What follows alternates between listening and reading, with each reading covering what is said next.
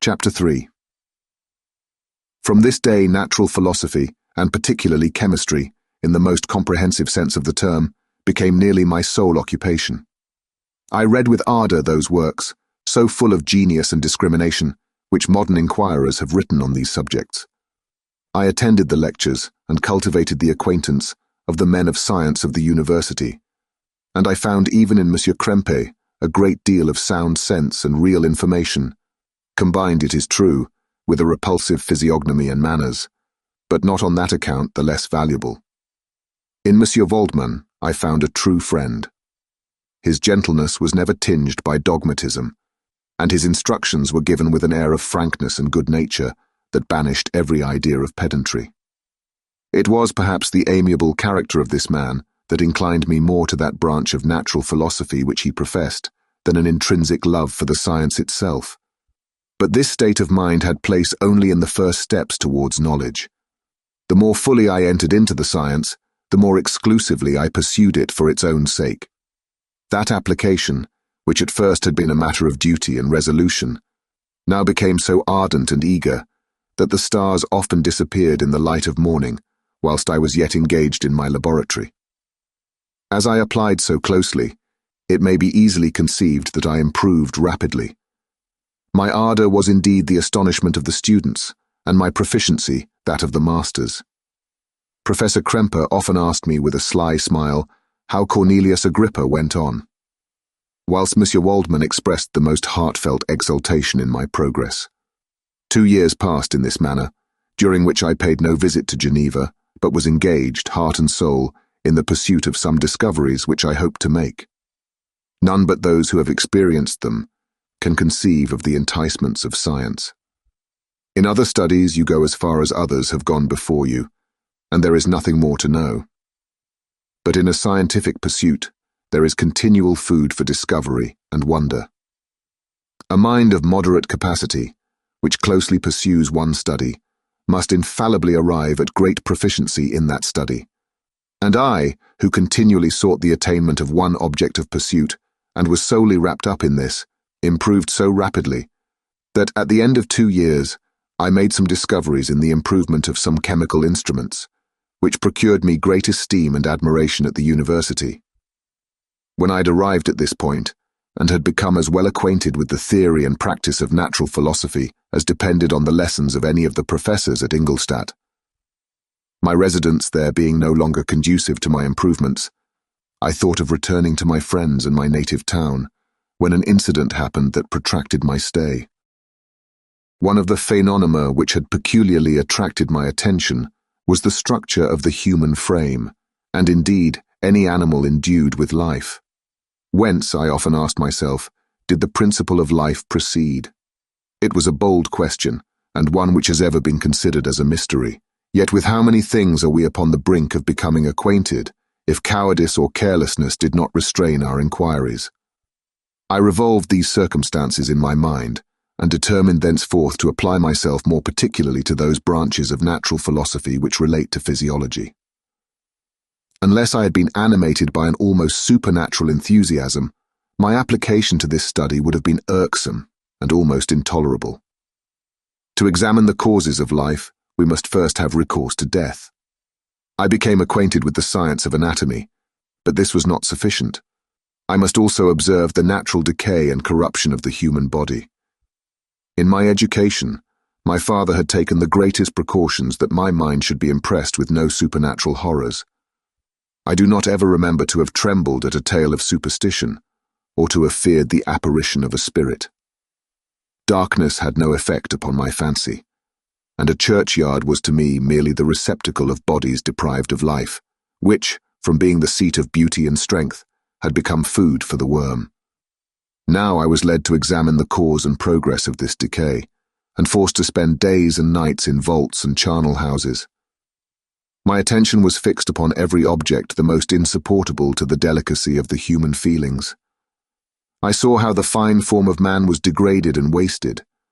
I beheld the corruption of death succeed to the blooming cheek of life. I saw how the worm inherited the wonders of the eye and brain. I paused, examining and analyzing all the minutiae of causation, as exemplified in the change from life to death and death to life, until from the midst of this darkness, a sudden light broke in upon me, a light so brilliant and wondrous, yet so simple, that while I became dizzy with the immensity of the prospect which it illustrated, I was surprised that among so many men of genius, who had directed their inquiries towards the same science, that I alone should be reserved to discover so astonishing a secret. Remember, I am not recording the vision of a madman. The sun does not more certainly shine in the heavens than that which I now affirm is true. Some miracle might have produced it, yet the stages of the discovery were distinct and probable. After days and nights of incredible labor and fatigue, I succeeded in discovering the cause of generation and life. Nay, more, I became myself capable of bestowing animation upon lifeless matter. The astonishment which I had at first experienced on this discovery soon gave place to delight and rapture. After so much time spent in painful labor, to arrive at once at the summit of my desires was the most gratifying consummation of my toils.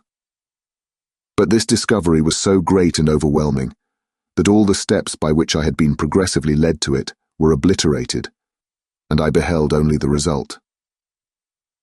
What had been the study and desire of the wisest men since the creation of the world was now within my grasp. Not that, like a magic scene, it all opened upon me at once. The information I had obtained was of a nature rather to direct my endeavors so soon as I should point them towards the object of my search, than to exhibit that object already accomplished. I was like the Arabian who had been buried with the dead, and found a passage to life aided only by one glimmering and seemingly ineffectual light. I see by your eagerness, and the wonder and hope which your eyes express, my friend, that you expect to be informed of the secret with which I am acquainted. That cannot be. Listen patiently until the end of my story, and you will easily perceive why I am reserved upon that subject. I will not lead you on, unguarded and ardent as I then was, to your destruction and infallible misery. Learn from me, if not by my precepts, at least by my example. How dangerous is the acquirement of knowledge, and how much happier that man is who believes his native town to be the world, than he who aspires to become greater than his nature will allow. When I found so astonishing a power placed within my hands, I hesitated a long time concerning the manner in which I should employ it. Although I possessed the capacity of bestowing animation, yet to prepare a frame for the reception of it, with all its intricacies of fibers, muscles, and veins, still remained a work of inconceivable difficulty and labor. I doubted at first whether I should attempt the creation of a being like myself, or one of simpler organization. But my imagination was too much exalted by my first success to permit me to doubt of my ability to give life to an animal as complex and wonderful as man. The materials at present within my command hardly appeared adequate to so arduous an undertaking, but I doubted not that I should ultimately succeed. I prepared myself for a multitude of reverses. My operations might be incessantly baffled, and at last my work be imperfect. Yet, when I considered the improvement which every day takes place in science and mechanics, I was encouraged to hope my present attempts would at least lay the foundations of future success. Nor could I consider the magnitude and complexity of my plan as any argument of its impracticability. It was with these feelings that I began the creation of a human being. As the minuteness of the parts formed a great hindrance to my speed, I resolved, contrary to my first intention, to make the being of a gigantic stature, that is to say, about 8 feet in height and proportionably large. After having formed this determination, and having spent some months in successfully collecting and arranging my materials, I began. No one can conceive the variety of feelings which bore me onwards, like a hurricane, in the first enthusiasm of success. Life and death appeared to me ideal bounds, which I should first break through, and pour a torrent of light into our dark world. A new species would bless me as its creator and source. Many happy and excellent natures would owe their being to me. No father could claim the gratitude of his child so completely as I should deserve theirs. Pursuing these reflections, I thought that if I could bestow animation upon lifeless matter, I might in process of time, although I now found it impossible, renew life where death had apparently devoted the body to corruption. These thoughts supported my spirits, while I pursued my undertaking with unremitting ardor. My cheek had grown pale with study, and my person had become emaciated with confinement. Sometimes, on the very brink of certainty, I failed. Yet still I clung to the hope which the next day or the next hour might realize. One secret which I alone possessed was the hope to which I had dedicated myself, and the moon gazed on my midnight labors, while with unrelaxed and breathless eagerness, I pursued nature to her hiding places. Who shall conceive the horrors of my secret toil, as I dabbled among the unhallowed damps of the grave, or tortured the living animal to animate the lifeless clay? My limbs now tremble, and my eyes swim with the remembrance. But then a resistless and almost frantic impulse urged me forward. I seemed to have lost all soul or sensation but for this one pursuit.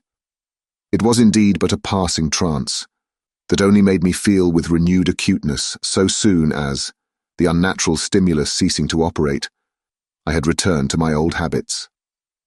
I collected bones from charnel houses, and disturbed with profane fingers the tremendous secrets of the human frame. In a solitary chamber, or rather cell, at the top of the house, and separated from all the other apartments by a gallery and staircase, I kept my workshop of filthy creation. My eyeballs were starting from their sockets in attending to the details of my employment.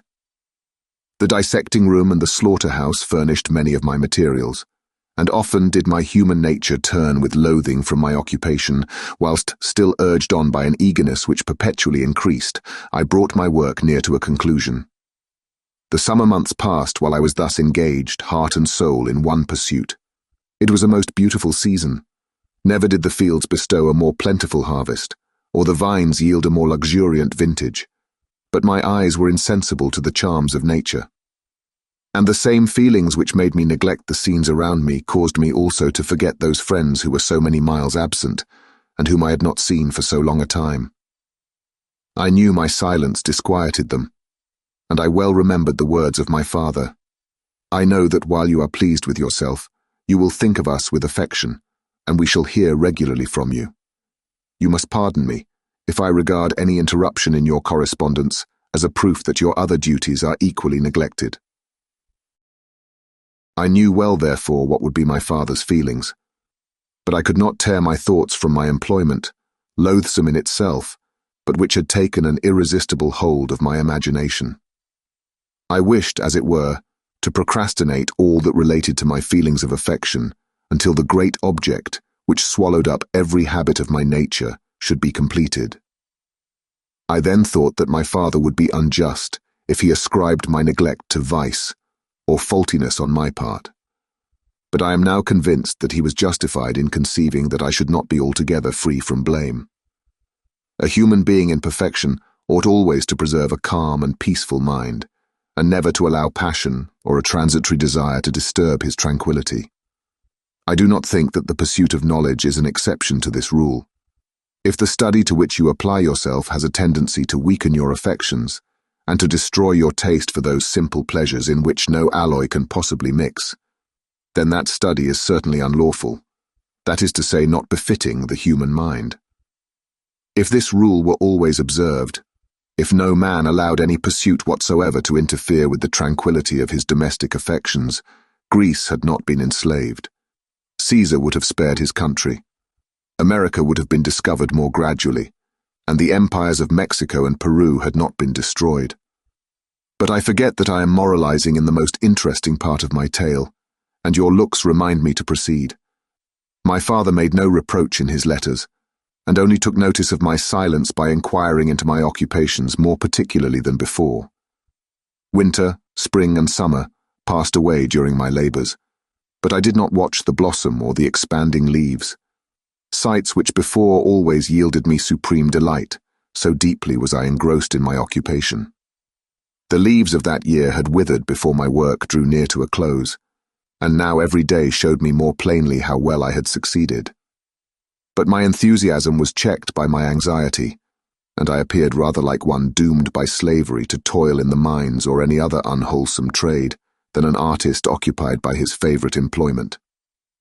Every night I was oppressed by a slow fever, and I became nervous to a most painful degree.